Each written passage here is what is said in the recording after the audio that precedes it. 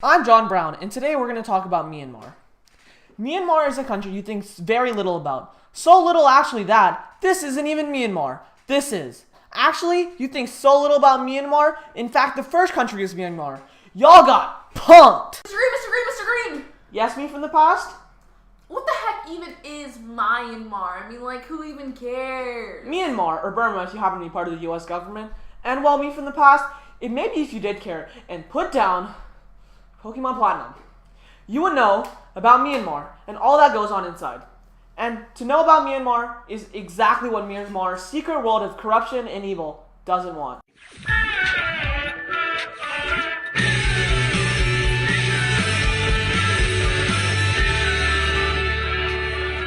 For future reference throughout the video, though I may refer to the country as Myanmar, it was considered Burma until around 30 years ago.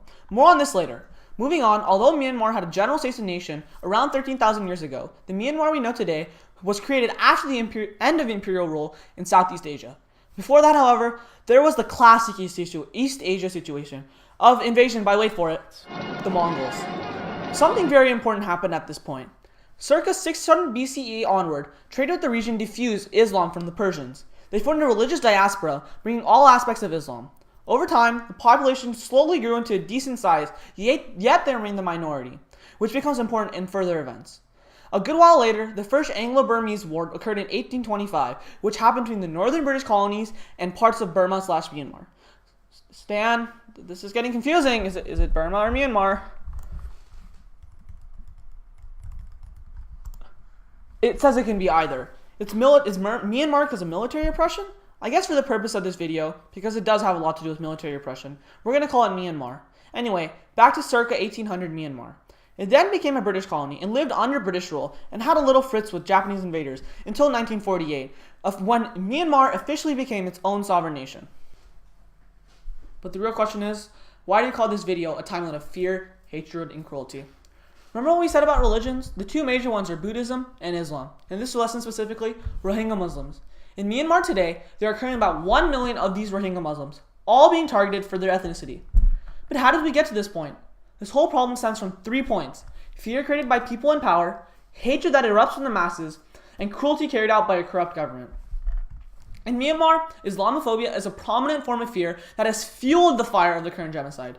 The government has grouped the people of this belief into a category as disloyal and potentially dangerous foreigners due to their political support during World War II, as well as ethnic and religious enmity, which has now initiated the driving out of the Rohingya people. They speak of them as African carp, which is a really derogatory term. The government of Myanmar has painted the backs of these people with targets for their past differences between the Burmese nationalists and Buddhists who make up the majority of the country, making them an easy target for persecution and assigning blame. The systematic hatred of the Rohingya people began in 1982, when Myanmar's junta passed a law which declared that some ethnicities had citizenship and others did not. The Rohingya were among those who did not have citizenship. This decision became a catalyst for inhumane acts towards the Rohingya minority. Once they stripped the rights of citizens, they soon became stripped of the rights of a human.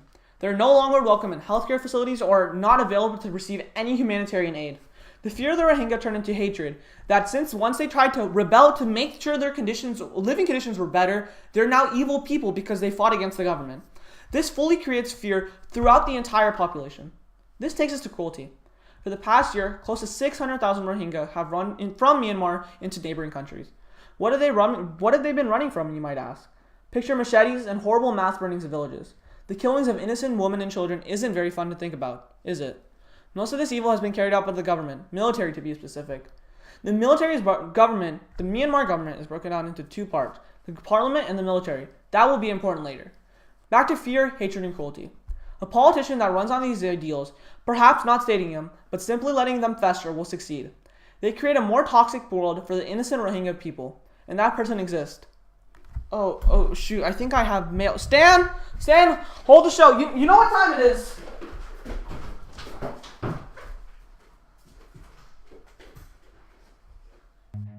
Run.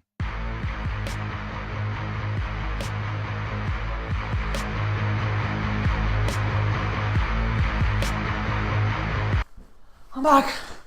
Got the letter. I'm in. Oh, what? It's 2018. I don't need this anymore. I have email. That would be a smart thing. Okay, Well, an open letter to Aung San Suu Kyi. Aung San Suu Kyi came to power in November 2019. Sorry, I'm out of breath. But was a known power force in Burma before then. Before her election, she was put under house arrest numerous times for speaking up against the authoritarian government, as well as detained for being viewed as someone who would likely undermine the community's peace and stability. She was and still remains a practicing Buddhist and was elected to bring a new age of democracy to Myanmar. I can't stand. Okay. I'm okay. Many have awaited her response to the violence against Rohingya Muslims, which she offered in 2013 to a reporter by the name of Mishal Hussain, saying that she did not know if the Rohingya could be regarded as Burmese citizens and denied the fact that the Rohingya had been victims to hate crimes and ethnic cleansing. Instead, she told reporters that tensions were due to a climate of fear caused by a worldwide perception that global Muslim power is very great and nothing more. Using multiple logical fallacies, she stated that because government has not been in power for 18 months, so ignore the instability and evil that has been created. That makes no sense to me, but whatever floats your boat. Further, Aung San Suu Kyi also expressed anger at being interviewed by a Muslim, showcasing the racism that is so rampant in Myanmar. So clearly, Suu Kyi has her own problems with the Muslim people. But why do nothing at all? Some claim that she can't do anything because it's not her job to run the military. But the problem is, she does not address the situation appropriately, as the world screams for answers. Simply by projecting ideals of Buddhist peace and completely ignoring the tragedy of the Rohingya people, Suu Kyi is convincing Myanmar citizens, especially those who are Buddhist, if she were to run again for a position as state councilor in Myanmar, she would most likely run on a slogan of peace, democracy, and for all that deserve it. But what would the future look like where she did win again? That the terrorists went on ignored and the whole world went on silent? So let's imagine it's 2084 in Myanmar. You are a Buddhist citizen, but not one of origin from the country. But at this point, that doesn't matter. You go upon your daily life, working as a cleaner at the local market. One day on the job, you cut your hand. You travel to the local clinic. There is a sign on the door, Buddhist only. Of course it's Buddhist only. All those nasty Muslims have already left you the fantastic proper ethnic cleansing years ago, which most definitely got rid of all those terrorists. So you get your hand fixed, no big deal. Fast forward to 2090, and you're married, and your wife, another non-Myanmarese Buddhist, the regular, is having your first child. You want to go to the hospital, but your wife is worried for no reason at all. She has heard of these fantastic Myanmarese nationalistic hate crimes by other Buddhists, angry at those who are not native to the country, saying, all foreigners are taking away from the cultural authenticity of Myanmar's Buddhism. You decide, unfortunately, for the safety of your family, you must stay home. Your child luckily dies due to complications. How fortunate. The next day, you lose your job. And the next month, there's an attack on your local village. They target specifically non-Myanmar born people. You, sadly, barely escaped the burning village with your wife. The next day, you discover it was by the loving Myanmar military. You are now facing the same fantastic fate as the Rohingya Muslim did 50 years before.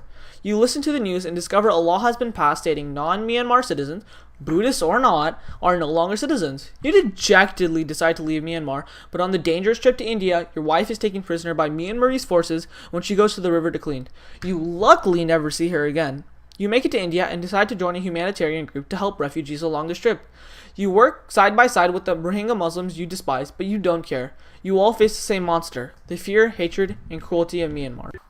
Thanks, Idea Blob. So now you hopefully get it. The propaganda, fallacies, ideas that have infiltrated the society of hatred, fear, and cruelty of Myanmar has led to a genocide of innocent people. Myanmar doesn't change their path of action, starting from the government down. They are on the path to destroying their nation. The world will not know Myanmar, perhaps only as a past country of evil and genocide.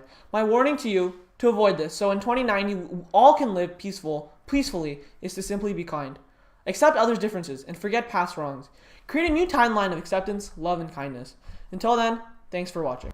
Janking Crash Course is produced and directed by Maggie Augustine. Our script supervisor is Kim Nguyen. Our graphics team is Idea Blob, obviously Emma Rayanen. And the script was not written by my high school history teacher Megan Bullock, but by our whole team. The word of the day was, Mr. North, please give us an A. And finally, don't forget to be mildly cool. I'm John Green, and this is Crash Course World History.